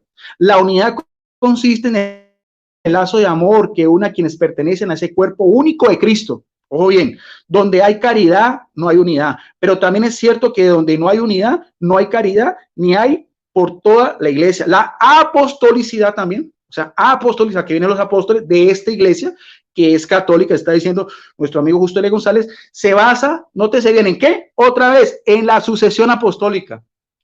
A mí me disculpan con el respeto que yo le tengo a nuestro amigo Salvador Barragán, pero pues negar pues que no hay sucesión apostólica con estos evidentes históricos de estos eruditos evangélicos, pues ya solamente queda en su cabeza y lo tendrá que, dice que es una tradición maleable y que eso es herejía. Entonces, aquí vemos varios herejes. Primer hereje, mi persona. Segundo hereje, Justo L. González. Tercer hereje, también Alfonso Ropero. Y cuarto hereje, los biblistas de Diccionario Enciclopédico Ilustrado, ¿no? Aquí hay un hereje católico y hay tres grupos de herejes que son protestantes para nuestro amigo Salvador Barragán, que dice que eso es maleable, que eso es mentira, que eso no se puede mostrar, no sé qué, en su cabeza nomás, en su anticatolicismo. La apostolicidad de la iglesia se basa en la sucesión apostólica de su obispo, cuyo epítome se encuentra en ¿dónde? En Roma. Pues allí puede señalarse una, nótese bien lo que dice Agustín de Hipona, en palabras de Justo L. González, porque en Roma se puede señalar una sucesión interrumpida a partir de quién, a partir de Pedro, figura de toda la iglesia. Página 167 del libro de Justo L. González, erudito metodista. Entonces, bueno, yo creo que ya por ese lado, bueno, más que todo hemos analizado eso, hemos visto también la catolicidad, hemos visto que Jesús fundó una iglesia, hemos visto que esa iglesia es visible, que tiene la asistencia plena del Espíritu Santo, que nuestro amigo Salvador Barragán, claro, es que es muy fácil, y yo entiendo a nuestro amigo Salvador Barragán en su celo anticatólico, cuando habla de una institución que tiene 2000 años, claro, cuando usted tiene una institución que tiene 2000 años, por eso es que es muy fácil ver lo malo, que es lo que siempre hace nuestro amigo Salvador Barragán, siempre ve el lado malo de la iglesia católica. En comparación a la reforma protestante que tiene 500 años, claro, tenemos 1500 años, entonces evidentemente hay cosas malas, pero también hay cosas buenas, ahí es donde está la balanza, y no me quiero salir del tema, porque yo he escuchado mucho a nuestro amigo Salvador Barragán, que hace mucho énfasis de todo lo bueno de la reforma protestante, y lo malo, nuestro amigo Salvador Barragán, y lo malo, el martirio de Miguel Servet, también quemado por la Inquisición protestante, la guerra de los 100 años también, la guerra de los campesinos por Martín Lutero. Entonces, pecados también. Usted hablaba también de que la Iglesia Católica saqueó América, y es que los evangélicos en Sudáfrica también no saquearon las minas de diamantes también. En Estados Unidos también los puritanos no exterminaron a los pies rojos. Bien, gracias. Impresionante está este debate hasta el momento. Hermano Salvador, cuando usted esté listo, yo le comienzo no le escucho, tiene su micrófono apagado. ¿Cuántos minutos son? 15. Ok, gracias, hermano. Sí. Adelante. Bueno, voy a empezar refutando al licenciado Guido Rojas. Permítame, hermano. Hermanito Guido, en la refutación se quedó prendida la cámara del hermano Salvador Barragán. No sé si usted la quiera. Gracias. Entonces, hermano, cuando usted nomás apague su micrófono, hermanito, gracias. Hermano, cuando usted comienza a comentar, yo le tomo el tiempo. ¿Perfecto? Ok. Bueno, primeramente voy a derrumbar y voy a refutar al licenciado Guido Rojas, y es con respeto porque la réplica es doctrinal, no es personal. Yo lo aprecio mucho y lo respeto mucho, pero sí, lo voy a refutar en el sentido de que la iglesia, si él reclama ser la iglesia católica, la iglesia de Cristo, yo puedo decir literalmente que no es la misma iglesia. O sea, la iglesia carismática que hoy en día conocemos no es la iglesia católica antigua, Guido. Tú puedes ver el catecismo del Concilio de Trento, no es el mismo catecismo que hoy tienes en día. Tú puedes ver el rosario, fue reformado por Juan Pablo II, los misterios del rosario. Tú puedes ver que la iglesia católica antigua era sacionalista. La iglesia católica carismática no es sacionalista, sino que la iglesia católica carismática es continuista. Entonces, no es la misma iglesia. La iglesia católica antigua no permitía que un laico agarrara la hostia con sus manos. Hoy en día sí lo permiten. Por eso nacieron los edevacantistas, por eso nacieron los lefebristas, independientes de Roma. La iglesia católica carismática hoy en día son herejes. El Papa Francisco hoy en día es hereje y es un antipapa y es un impostor para los católicos ultra tradicionalistas. Ese punto queda refutado para decir que es la misma iglesia, no es la misma iglesia de la contrarreforma a la iglesia católica carismática que hoy en día conocemos. Ahora dice el licenciado Guido Rojas, nos habla acerca de del Papa Damaso. O sea, ese tema ya lo discutimos. El Papa Damaso se hizo papa, hicieron obispo a Pedro por primera vez hasta el catálogo bolivariano. Antes de ahí no puedes demostrar un documento que diga que oficial, no de lo que diga un erudito, oficial, ¿sí? De Irineo de León, de San Ignacio, de Clemente, que Pedro haya sido obispo de Roma. Irineo de León menciona a los dos grandísimos apóstoles, a Pedro y a Pablo, pero no menciona a un episcopo monárquico como solamente a Pedro.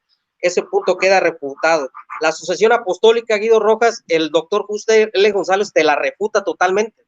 El doctor Justo L. González dice que las listas fueron inventadas, que el cristianismo no llegó a Bizancio por Andrés, que el cristianismo no llegó a esos lugares por Santiago, que el cristianismo no llegó a Felipe por esos lugares, que fue un ángel de tener sucesión apostólica. Por lo tanto, la iglesia se inventó listas apostólicas, porque los que verdaderamente tenían listas eran los gnósticos. La iglesia católica se inventa listas, por eso difieren en el orden numérico las constituciones apostólicas, la lista de Tertuliano, la lista de Irineo de León, que es la que ustedes aceptan, difiere en el orden cronológico. Ese punto también queda refutado. Dice Guido Rojas y nos habla de que San Ignacio de Antioquía habla de una institución. Bueno, ahorita voy a refutar punto a punto. El licenciado Guido Rojas dice que San Ignacio, vamos a ver lo que dice Clemente de Roma, y aquí es donde le voy a hacer su mentira a Guido Rojas, porque Clemente de Roma jamás habla de una sucesión apostólica, jamás habla de un líder monárquico en Roma. Clemente a los Corintios ofrece una panorámica de las iglesias de las prostímeras del periodo apostólico. Clemente fue un anciano de la iglesia. Él se consideró un presbítero, no un obispo. Se consideró un anciano en sabiduría, no un obispo monárquico. Dice, es muy raro también que cuando Clemente escribe a los romanos, nunca menciona un obispo en Roma. San Ignacio nunca menciona el nombre del obispo en Roma. ¿Por qué? Porque no había una jerarquía eclesiástica como tú lo quieres hacer ver o como los católicos te han engañado a ti. Dice, Clemente fue un anciano que conoció, se cree la tradición, a Pedro y a Pablo, la iglesia de Dios en Roma, la iglesia de Dios en Corintio. ¿Sí? En el Nuevo Testamento les recuerda el camino de la salvación, el cual no está en la sabiduría o en las buenas obras, sino en la fe. Ahí refuta también al catolicismo romano, y agrega que la justificación por fe no debe nunca hacernos perezosos en las buenas obras. Sin embargo, aunque aquí es evidente que el distanciamiento entre el clero y el laicado, el distanciamiento que se desprende de las ordenanzas del Antiguo Testamento. En las últimas palabras, Clemente dice a los ancianos de la iglesia en Éfeso, el apóstol Pablo, perdón, estoy con San Ignacio ya, entonces podemos ver que Clemente de Roma, los obispos y los ancianos tienen una misma jerarquía. Los diáconos son los que tienen una jerarquía diferente. Esto sí lo podemos ver diferentes en los tiempos de San Ignacio. San Ignacio de Antioquía sí menciona tres puestos eclesiásticos en la iglesia, que es el obispo, que son los ancianos, que no tiene nada que ver con el sacerdocio católico, y lo que son los diáconos. Pero si regresamos a la Biblia, ¿yo a quién le voy a creer? ¿A San Ignacio o a Pablo en la Biblia, que fue inspirado por Dios? Pablo nada más menciona dos ministerios. Esos dos ministerios son los obispos, que es el mismo sinónimo de anciano porque tenían la misma autoridad. A veces los menciona obispos, a veces los menciona ancianos, y los diáconos, que eran los encargados de servir las mesas. La palabra de Dios jamás habla de una institución. Te lo voy a refutar de esta manera. El apóstol Pablo dice que fueron puestos los ancianos, los obispos, por el Espíritu Santo, no por una institución o por un orden de cardenales. No, señor, fueron puestos por el Espíritu de Dios. El Espíritu de Dios es el que tenía la elección de quién iba a ser el anciano o el pastor de la iglesia, no de manera institucional como hoy en día lo dice nuestro amigo Guido Rojas. El otro punto que dice Guido Rojas es del credo niceno, y ahí vamos a entrar a terrenos más espinosos. Yo quisiera que Guido me dijera si el credo niceno o el credo de Atanasio o el credo de los apóstoles, porque eran tres credos, que es un resumen del credo neoconstantinoplano o el credo niceno, ¿sí? Si es el mismo credo que tiene la Iglesia Católica Ortodoxa. Y quiero que me dijera si el Espíritu Santo desciende del Padre y del Hijo o solo desciende del Padre. ese fue el tema del Filoque. No es el mismo credo el que tiene la Iglesia Católica Romana de rito latino y no es el mismo credo que tiene la Iglesia Católica Ortodoxa. Por lo tanto, no son una sola iglesia ni en el siglo IV, ni en el siglo V, ni en el siglo VI, ni en el siglo VII. ¿Por qué? Porque difieren en doctrina, difieren en enseñanza. Por lo tanto, la Iglesia Católica Romana no puede demostrar que había una sola iglesia en unidad.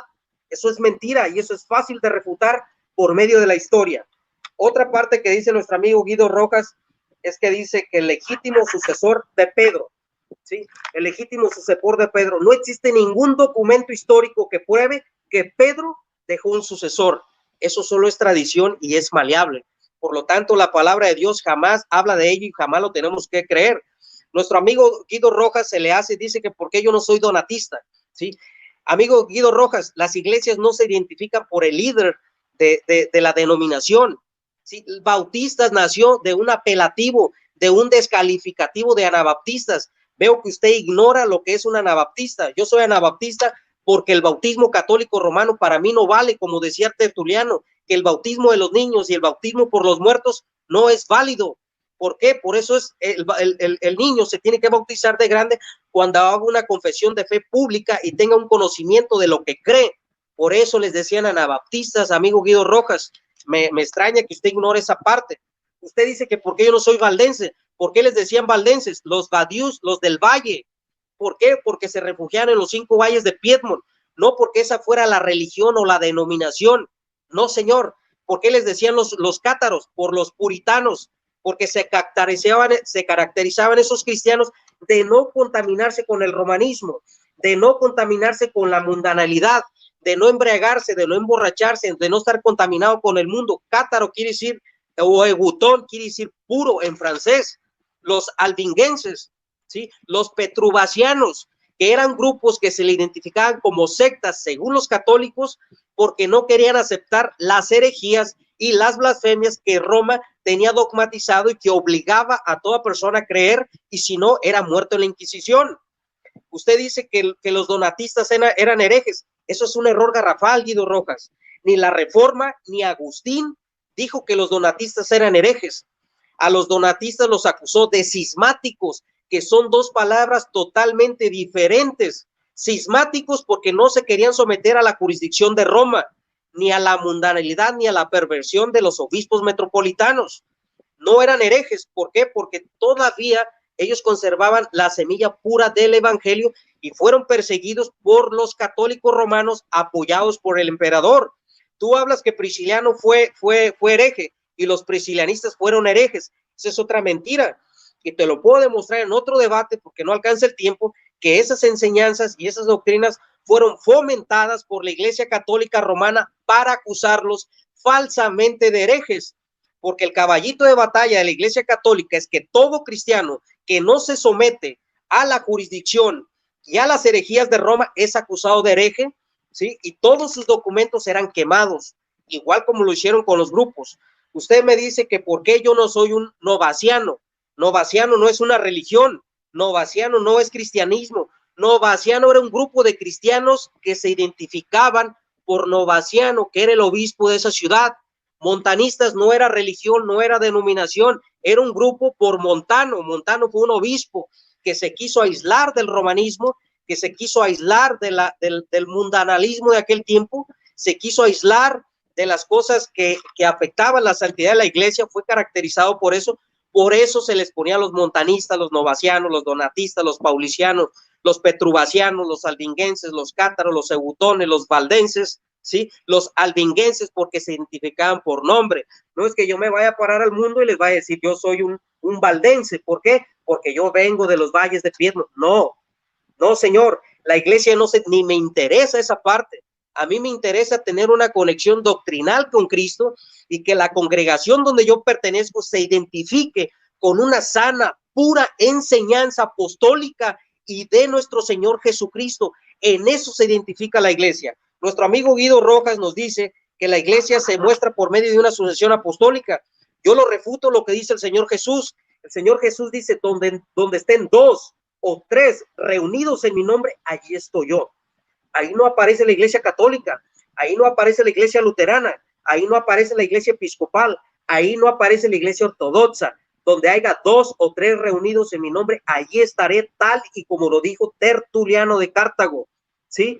Tertuliano de Cartago también lo dijo, y lo dijo Cipriano, y muchos padres de la iglesia, que ahorita acabas de mencionar, y ahorita te voy a refutar punto a punto lo de los padres de la iglesia, para que te des cuenta, Guido Rojas, de que todo lo que te ha enseñado la iglesia católica te ha mentido y ha sido cruelmente engañado.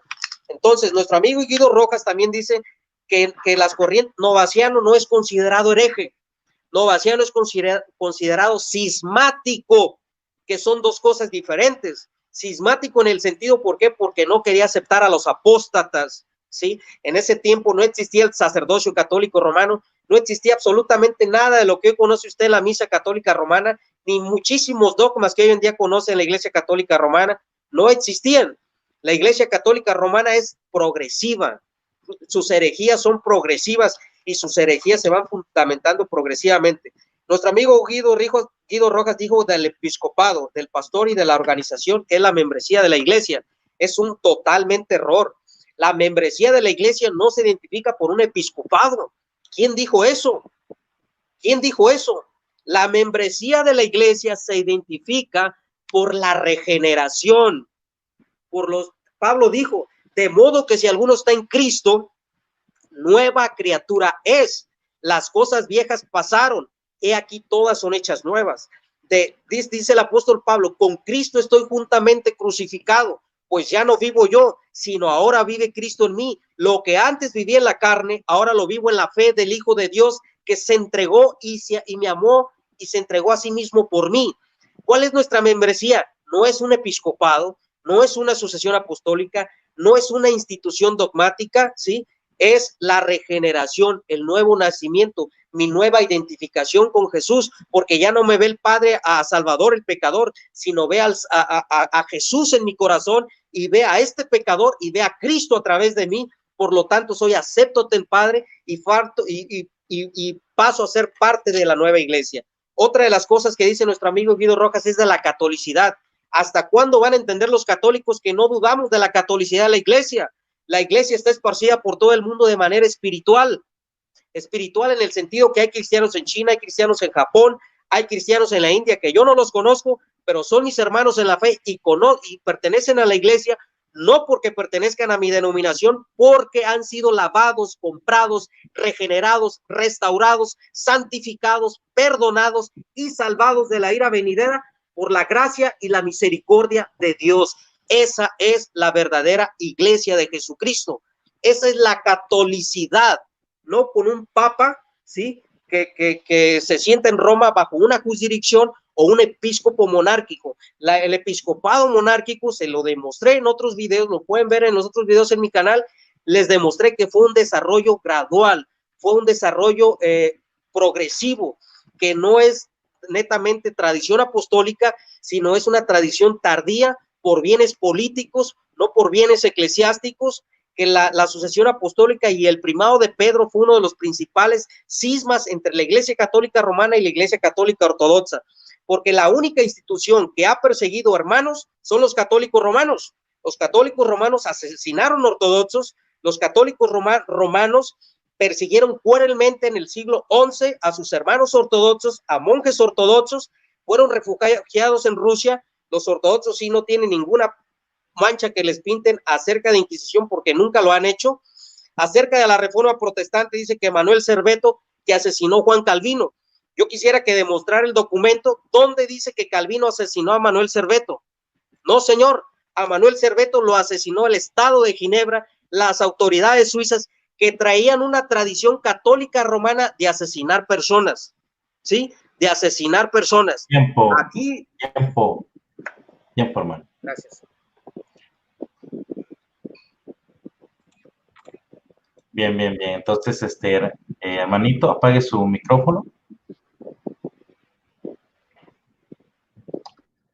Gracias. Se le pidió a la audiencia que tuviera preparadas sus preguntas. Tiene la audiencia a derecho a hacerle una pregunta tanto al licenciado Guido Rojas como al hermano Salvador Barragán. Entonces, Voy a ver aquí. No veo, si no veo ninguna pregunta, en un minuto le voy a pedir tanto al licenciado Guido Rojas que prepare una pregunta para el hermano Barragán y a Barragán que prepare una pregunta para el licenciado apologista. Yo creo, hermanos, que estamos presenciando el mejor debate del año hasta ahorita. Pongan fecha. A ver, aquí.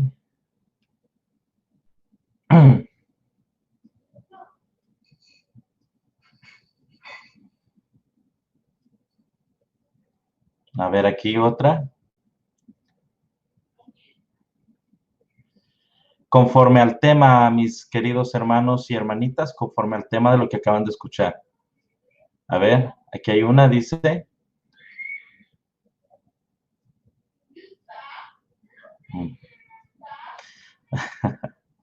Por eso, hermanos y hermanas, yo les estuve anunciando desde el comienzo del debate que pusieran atención y que formularan una pregunta conforme a lo que se dice y se dijo en este video, ¿verdad? Conforme al tema que los dos expositores acaban de realizar. Bueno, entonces, para no hacer más largo esto, no sé si el licenciado Guido Rojas tenga alguna pregunta que le quiera hacer al hermano Salvador. Sí, tengo una pregunta con referente a lo que está diciendo ahorita Salvador Barragán. El tema de la iglesia, él dice que la iglesia es católica en el sentido espiritual. Si es espiritual, entonces tendríamos que decir que entonces si es espiritual, no tendría lugares de culto, no tendría credos, no tendría personas que la lideraran. Y si esa iglesia que él dice universal, que está en todas partes, ¿por qué unos tienen tantas diferencias doctrinales aún entre el mismo cristianismo? Porque lo que cree el luterano no es lo mismo que cree el bautista, ni lo que cree el anabatista, ni lo que cree el episcopaliano, ni lo que cree el congregacionista. Eso es toda una torre de Babel. Entonces, que a mí que me explique bien que él dice, porque está hablando no de la iglesia católica en un sentido espiritual, no católica romana. Ese sentido espiritual es en cuanto a qué, porque si es en cuanto solo en el ideal de nuestro amigo Salvador Barragán, ¿cómo me lo demuestra entonces con las diferentes congregaciones, con sus diferentes líderes, con sus diferentes credos y con sus diferentes también constituciones? Adelante. Ok, creo que la pregunta fue muy larga. No sí, creo que está, él lo que pasa es que él está formulando su pregunta. Bueno. Ahora que ha formulado su pregunta, licenciado Guido Rojas, ¿pudiera volvernos a explicar un poquito más detallada?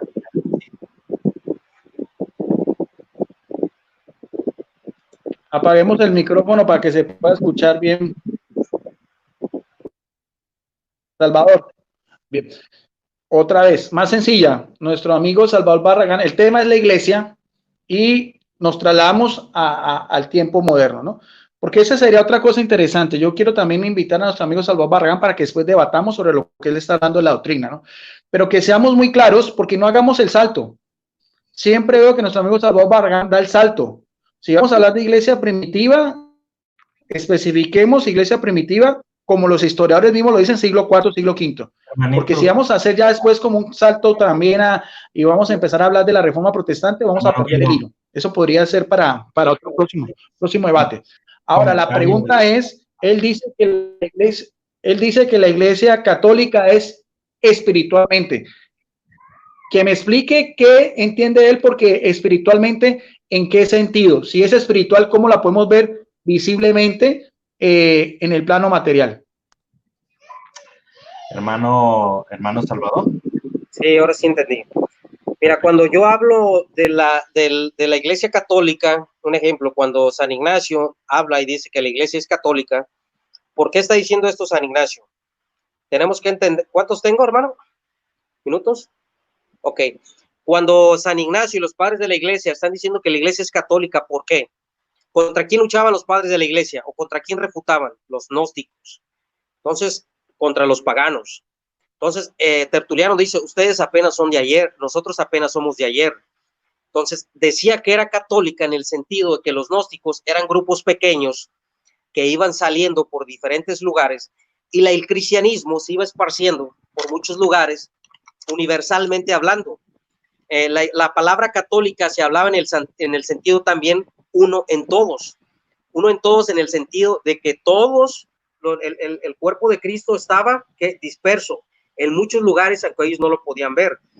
Yo hablo de esa catolicidad. O sea, yo no dudo ni pongo en tela de juicio la catolicidad de la iglesia, pero no, y voy a ser claro en esto, no bajo el concepto católico romano como institución dogmática, o sea, en el sentido de la palabra. Cuando yo hablo de que la iglesia, yo creo en una iglesia visible de manera local, ¿sí? Usted a lo mejor confunde lo que es el templo de reunión, donde se ora, donde se adora a Dios. Eso no es una iglesia, eso es un templo. La iglesia la convocan los santos, los regenerados y los justificados. Nosotros nada más creemos en una iglesia local visible en el sentido de que cada iglesia es independiente, tal y como lo hacía la iglesia primitiva. No creemos en una iglesia universal en el sentido institucional o dogmático o monárquico como es la iglesia católica, que tiene una cabeza visible que dicen que es el Papa y tiene jurisdicción sobre todo el mundo católico romano. Nosotros, nuestra cabeza visible es Jesús, nuestro obispo de nuestras almas, dice Pablo, es Jesús, no es el Papa. Nuestro príncipe de los pastores y el pastor de los pastores es Jesús, no es el Papa. Entonces, Él es nuestro obispo universal, Él es nuestro pastor, Él es el que representa a Dios en la tierra en nuestra iglesia, no es el Papa, no es el pastor, es el Espíritu Santo.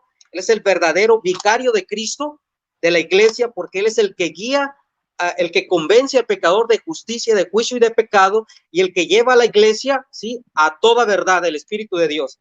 Ahora hablas de una diferencia, no sé si haya tiempo para contestar porque la pregunta fue larga. Bueno, entonces la iglesia del libro de los Hechos era local, en el sentido que habló nuestro Señor Jesucristo, sobre esta roca edificaré mi iglesia, también buscando etimológicamente en el griego, habla de una iglesia o de una convocación de iglesia local, no de una convocación monárquica como lo ve la Iglesia Católica Romana. Tiempo. Gracias, hermano. Muchas gracias. Para los que están siguiendo esta transmisión en Facebook, no se preocupen, yo no me voy a escuchar porque no estoy activando mi micrófono para que no haya doble sonido. Pero el hermano Salvador y el hermanito Guido sí se tienen que estar escuchando. Ahora, hermano Salvador tiene una pregunta para el hermanito Guido. Adelante. Yo quisiera que me contestara el licenciado Guido Rojas cuál era la herejía de los novacianos. Entonces, su micrófono, hermano Salvador, y ahorita que el hermanito Guido comience, le tomo el tiempo y yo voy a pegar mi micrófono también.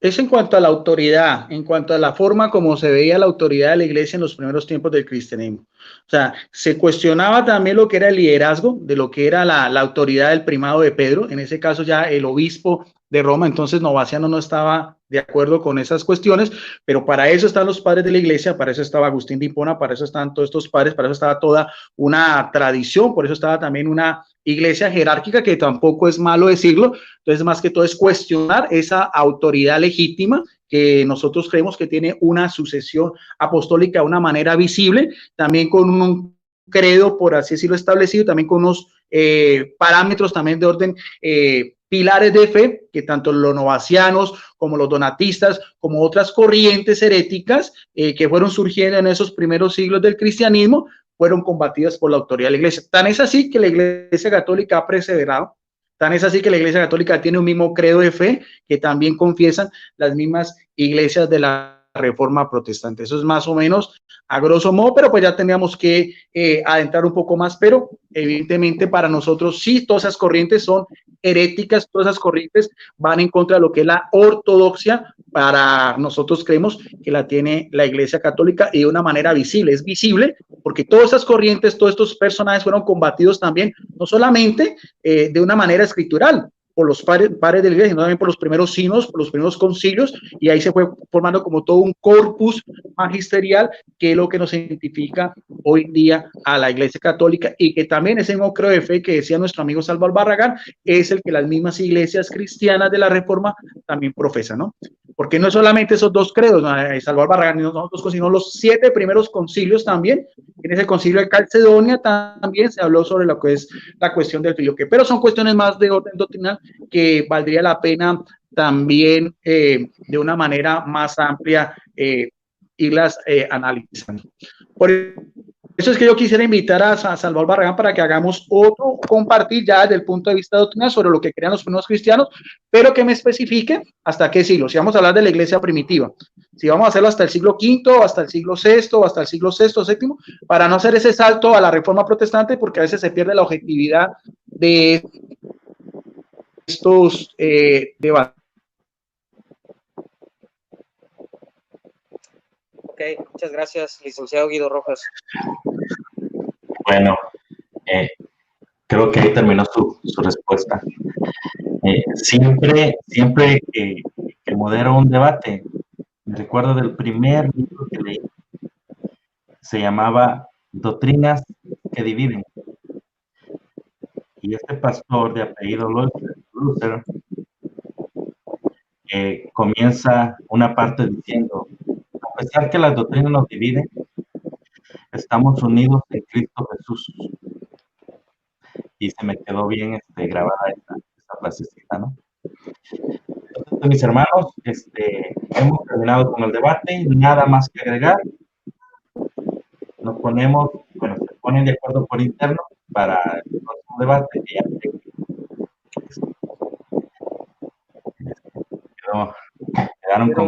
Quedamos con ganas de escuchar más.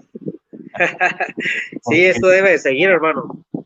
Prácticamente acabamos de presenciar hasta ahorita, en este año, yo creo que el mejor debate que yo he escuchado. Así que, pues, ustedes sabrán, hermanos, si se ponen de acuerdo para otro debate, claro. ya nos avisan, y si les podemos ayudar, ya saben que está su servicio. Hermanos, se van a despedir. Despídase, hermanito amigo.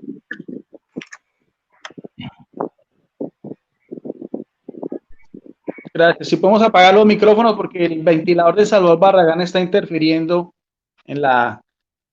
Gracias. No, como siempre, mire, volvemos a lo mismo, empezamos y terminamos como amigos, porque de todas maneras esto es candente, se le sube un poquito uno a la sangre porque tiene que ver también con sus creencias, lo que uno profesa, pero es interesante, como siempre, el Espíritu Santo que ilumina a cada uno de las personas que están viendo este debate, tanto el pueblo católico como el pueblo evangélico, para que disciernan y saquen sus propias conclusiones.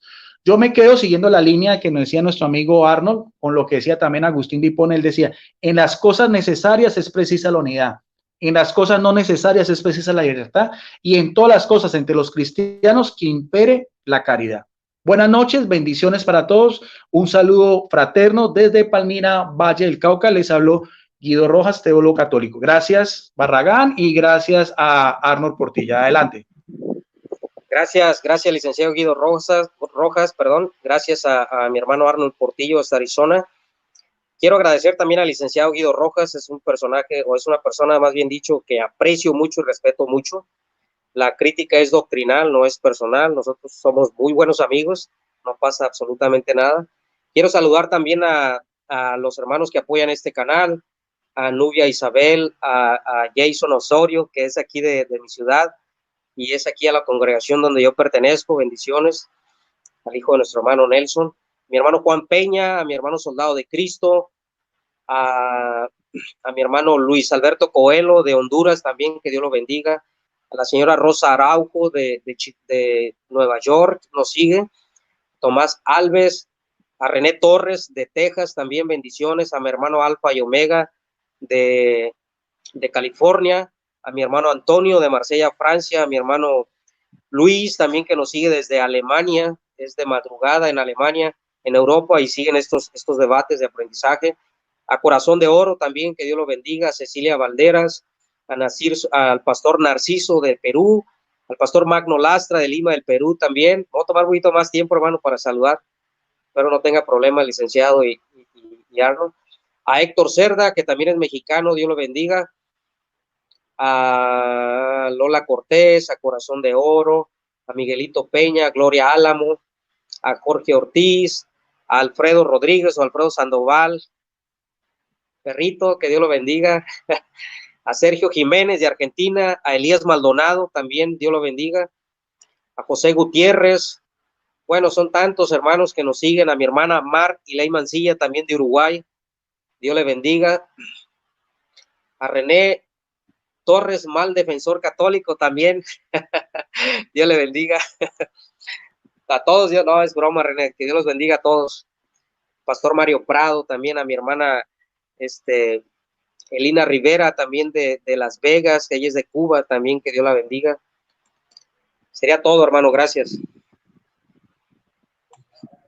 Imagínate, casi llegó a 90 personas. Bien, entonces, hermanitos, que el Señor nos los bendiga, que el ángel de Jehová campe alrededor de ustedes, que los proteja, que los defienda. Hermanos, recordémonos a través de los medios sociales, como es Facebook, Elmer Arana, él nos ha dejado saber que pues él está pasando, ¿cómo lo diré? ¿Qué palabras usaré? Prácticamente él tiene los síntomas de este virus que nos está afectando a todos. Entonces, mis hermanos, sus hermanos católicos que lo pueden ayudar, que lo conocen, una llamadita, que necesita, si le podemos ayudar, hermanos evangélicos también, en nuestros devocionales como familia y en nuestros devocionales personales, poner el nombre tanto de él como de cualquier otra persona de la cual tengamos conocimiento, ¿verdad? Entonces, ¿por qué lo menciono a él? Porque a pesar de todas las cosas que han sucedido el ámbito, él está dentro de esta esfera de lo que es la patología, ¿no? Entonces, con esto no se juega, para ponerse de una manera mal. Hermanos, estoy pensando las palabras, estoy pensando bien lo que digo. Entonces, hermanos, vamos a orar. ¿Verdad? Entonces, una pequeña oración para despedirme, hermanos. Nos acercamos delante de ti, Señor Dios, en el nombre de Jesucristo, en la presencia del Espíritu Santo de Dios, nosotros aquí reunidos en la audiencia, para pedirte por el amigo Elmer Arana y su hija, por favor, René, deje de llamarme. Bueno, hermanos, entonces, por favor, si Salvador Barragán, puedes apagar tu micrófono, por favor. Sí, sí, pues, porque no se escucha. Sí, voy a apagar. Ahí está. Déjenme apagar aquí la computadora también. Ok, no sé qué quedarán estos muchachos. Bueno, voy a recobrar la oración, ¿no?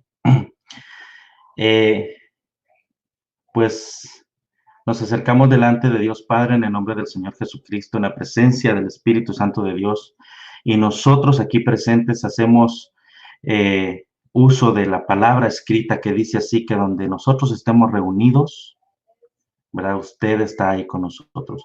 Ahorita estamos reunidos por este medio, tanto la audiencia como mis hermanos que acaban de exponer, estamos reunidos en un mismo sentir, hermano. Y levantamos el nombre de el amigo Elmer Arana, hermano en Cristo, a mi entender, y su familia, Señor, y no solo a él, sino a cada una de las personas que mis hermanos tienen en su corazón, en su pensamiento en estos momentos, por cada una de sus familias, hermano. Nosotros le pedimos a usted, Señor Jesucristo, que sea parte de su corazón y que pueda usted hacer la obra, hacer el milagro, Señor Jesús. hacer el milagro, Señor Jesús. Nosotros creemos en usted, Señor Jesús. Nosotros lo seguimos a usted, Señor Jesús. Usted es nuestro todo, Señor Jesús. Usted es nuestro dormir, nuestro despertar, nuestro levantar, nuestro caminar, nuestro andar, Señor Jesús. Nosotros dependemos de usted, Señor Jesús. En estos momentos en los que tantas personas no tienen trabajo y se preguntan a sí mismos, Señor, ¿qué van a hacer, Señor? La palabra dice que el Espíritu Santo nos recuerda las palabras que Jesús, todas las palabras que Jesús había dicho, las palabras que Jesús dijo así: pedid todas las cosas en mi nombre y yo las haré, dice el Evangelio según San Juan. Entonces, decimos amén, amén y amén. Hermanos, hermanitos, esta pequeña oración, sencilla, pero con verdad, con fe, ustedes pueden en sus devocionales familiares y personales, orar no solo por él, sino por sus familiares, y para que el Señor, ¿verdad?, regrese la situación normal a cada uno de nuestros países y que nos abra la economía nuevamente. Estamos enfrente de algo un poco difícil y peligroso para todos. Aquí sí nos vamos a ir todos. Entonces tenemos que todos unirnos en un mismo sentido, hermanos. Entonces, bendiciones. Amén, Dios los bendiga. Saludos, Guido Rojas, un fuerte abrazo hasta Colombia. Gracias, lo mismo para ti. Gracias, Arnold. Bendiciones. Bendiciones, hermano.